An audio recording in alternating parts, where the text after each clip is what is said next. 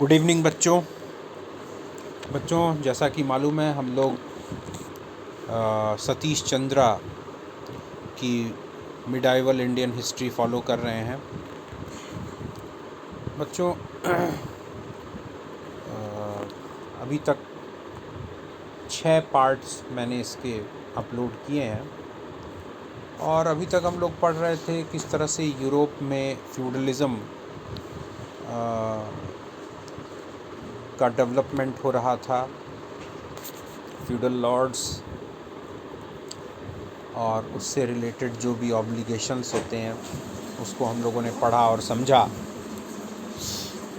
छोटा सा एक पैराग्राफ इसमें बाकी रह गया था बच्चों, लास्ट पैराग्राफ था इसका, आपकी स्क्रीन पे दिखाई दे रहा होगा। However, some of the monasteries which became exceedingly wealthy began to behave like feudal lords. This led to internal discord and conflict with the rulers who resented the worldly power of the church and of the popes. This conflict was reflected in the Renaissance and Reform movements later on. बच्चों, मठ जो थे Europe में, जो चर्चों से संबंधित थे, कभी कभी वो इतने शक्तिशाली और धनी हो जाते थे, संपन्न हो जाते थे कि चर्च जो है वो सामंतों की तरह व्यवहार करने लगते थे। इससे क्या होता था बच्चों कि कभी कभी चर्च और राजसत्ता में टकराहट हो जाती थी, अंदरूनी टकराहट। जो शासक थे वो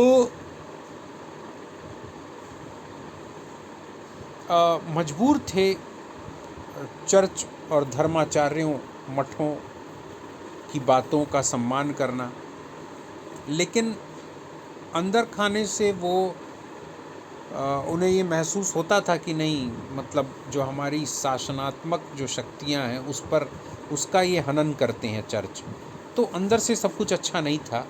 और जो ये अंदरूनी विवाद था, जब यूरोप में पुनर्जागरण काल आया, रिनेसा काल आया, रिफॉर्म, जब उसमें सुधार, वहाँ की जो संस्कृति है उसमें जो सुधार आया,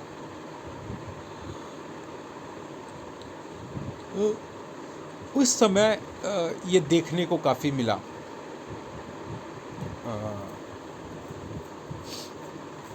राजसत्ता और चर्च के बीच में जो टकराव है वो काफ़ी कुछ उस समय देखने को मिला। आगे बढ़ते हैं बच्चों, आते हैं द अरब वर्ल्ड। उस समय अरब या अरबों का किस तरह से व्यवहार था, वो किस तरह से क्रियाशील थे भारत को लेकर और पश्चिमी जगत को लेकर के। The rise of Islam from the 7th century onwards was instrumental in uniting the warring Arab tribes into a powerful empire. बच्चों, 7वीं शताब्दी और उसके जो बाद की शताब्दियां थीं, जो वर्ष थे, जो समय था, अरब इलाके में उसको जाना जाएगा, उस समय को या उसके बाद के समय को, इस्लाम के प्रसार और फैलाव। और इस्लाम ने एक औजार के तौर पे काम किया, एक औजार या कह लो, या एक ऐसे उपकरण का काम किया जिसमें कि जहां इस्लाम से पहले विभिन्न अरब जनजातियां, जो कि एक दूसरे से, जो कबीले थे वो कबीलों में बटी हुई थी और एक दूसरे से वो उलझे रहते थे, झगड़ों में, लड़ाई में, युद्धों में लगे रहते थे। लेकिन इस्लाम ने उन लोगों को यूनाइट किया, एक किया और एक बहुत ही शक्तिशाली साम्राज्य के तौर पे उसका विस्तार किया। The Arab Empire, founded by the early Khalifa, embraced, apart from Arabia, Syria, Iraq, Iran, Egypt, North Africa and Spain. अरब साम्राज्य जो है शुरुआत में बहुत छोटा सा था, लेकिन उसके बाद उसके आसपास और अफ्रीका महाद्वीप से लेकर के यूरोप तक बहुत अच्छा खासा फैल गया, चाहे वो अरेबिया का इलाका हो, सीरिया हो, ईरान हो, इराक हो, इजिप्ट यानी मिस्र हो, नॉर्थ अफ्रीका, उत्तरी अफ्रीका का पूरा इलाका, और यहाँ तक कि यूरोप में Spain. Following internal differences and civil war among the Arab tribes in the middle of the 8th century, the Khalifa at Damascus was displaced and a new dynasty called the Abbasids came to power. जब आंतरिक जो अनेकता थी, आंतरिक जो विभिन्नता थी, उसके कारण विभिन्न अरब जनजातियाँ गृह युद्ध में लगी हुई थी, आपस में युद्ध कर रहे थे. 8वीं शताब्दी के मध्यकाल में जो दमिश्क वाला जो इलाका है, दमिश्क के जो खलीफा थे, जब उनकी राज सत्ता चली गई तो एक नया साम्राज्य, एक नए वंश का उदय हुआ जिनको अब्बासिद कहा जाता है. They set up their capital at the newly founded city of Baghdad. इन लोगों ने बगदाद नाम का एक नया शहर बसाया और उसको अपनी राजधानी बनाया. Abbasid claim to belong to the same tribe to which the prophet Muhammad belong and were for the reason considered holy. Abbasid लोगों का ये कहना था कि वो उसी जनजाति से बिलोंग करते हैं या आते हैं या हैं उस जनजाति के जिस जनजाति से पैगंबर मोहम्मद साहब बिलोंग करते थे, और इसलिए अब्बासिद वंश को बहुत ही पवित्र वंश माना गया. For about 150 years the Abbasid empire was one of the most powerful and flourishing empire in the world. और 150 वर्षों तक जो अब्बासिद खलीफा का जो साम्राज्य था, जिसकी राजधानी बगदाद थी, उसे पूरे विश्व में एक बहुत ही फलता फूलता और बेहद शक्तिशाली साम्राज्य माना गया. At its height, it included all the important centers of civilization in the area, parts of North Africa, Egypt, Syria, Iran and Iraq. और इस साम्राज्य के चरम पे इसमें एशिया, अफ्रीका, यूरोप की कुछ महान सभ्यताएं भी आती थी, जैसे उत्तरी अफ्रीका का इलाका, इजिप्ट, सीरिया, ईरान, इराक वगैरह वगैरह. The Abbasids controlled not only some of the most important regions of West Asia and North Africa but also commanded the important trade routes linking the Mediterranean world with India.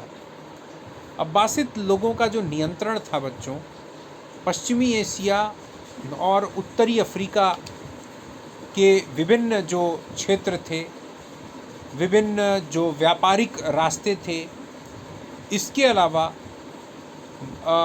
जो Mediterranean वाला जो इलाका है, भूमध्य वाला जो इलाका है, और उससे जो व्यापार होता था भारत के साथ व्यापार होने वाले जितने भी रास्ते थे, समुद्री रास्ते चाहे ज़मीनी रास्ते, उन सब पर इन अब्बासिद खलीफा साम्राज्य का नियंत्रण था. The safety and security which the Abbasids provided to these trade routes was an important factor for the wealth and prosperity of the people in the area and of the splendor and magnificence of the Abbasid court. और Abbasid साम्राज्य के जो शासक थे, उन लोगों ने जो व्यापारिक मार्गों पर एक नियंत्रण किया था और उस नियंत्रण के तहत वो सुरक्षा प्रदान करते थे, सुरक्षा और संरक्षा प्रदान करते थे यात्रियों को, व्यापारियों को। और ये एक बहुत बड़ी वजह थी इस साम्राज्य के समृद्धशाली और धनी होने के। लोग धनी थे, समृद्धशाली थे, और जो वैभव था अब्बासिद दरबार का, उसका कारण भी यही था। The Arabs were keen merchants and quickly emerged as the most enterprising and wealthy merchants and seafarers in the world during the period. और आपको जानकर आश्चर्य होगा कि अरब जो होते थे ये एक बहुत ही बेहतरीन व्यापारी होते थे, बहुत अच्छे बिजनेसमैन होते थे, और इन लोगों ने समुद्री मार्ग के द्वारा जो व्यापार का जो चलन था उसको काफ़ी आगे बढ़ाया। Numerous cities with magnificent buildings both private and public arrows, इसके अलावा बहुत नए शहरों का उदय हुआ, बहुत खूबसूरत खूबसूरत भवन निर्माण किए गए, चाहे वो निजी भवन हो चाहे सार्वजनिक भवन हो। The standard of living and the cultural environment of the Arab towns could hardly be paralleled in any country in the world during the period. और इस काल में जो जीवन स्तर था अरब लोगों का या अरब शहरों या कस्बों में रहने वाले लोगों का, शायद ही उस समय संसार में कोई ऐसा शहर होगा जो कि उनके वैभव की बराबरी कर सके। कहने का मतलब बहुत ही वैभवशाली तरीके से और बहुत ही जो क्या कह लेंगे हम कहेंगे कि हर तरह की विलासिता के साधन और जो भी एक बेहतरीन फिज़िकल एनवायरनमेंट होता है रहने के लिए, वो हर सुविधा उन लोगों के यहाँ मौजूद थी। The Arabs also established the gold dinar and the silver dirham which became the currency of trade all over the world. और अरबों ने ही सोने के सिक्के जिसको दिनार कहते थे और चांदी के सिक्के जिसको दिरहम कहा जाता था उसकी शुरुआत की और व्यापार करना शुरू किया। इन सोने और चांदी में व्यापार करना शुरू किया और उन्होंने इसको एक परंपरा बना दी और पूरे विश्व का जो व्यापार होने लगा वो सोने और चांदी के सिक्कों में होने लगा। This was made possible by the Arab access to African gold. और ये संभव इसलिए हो पाया क्योंकि अरबों की जो पहुंच है वो अफ्रीका के जो सोने की खदान है वहाँ तक हो गई थी। इसके कारण सोने की कोई कमी नहीं थी अरब जगत में।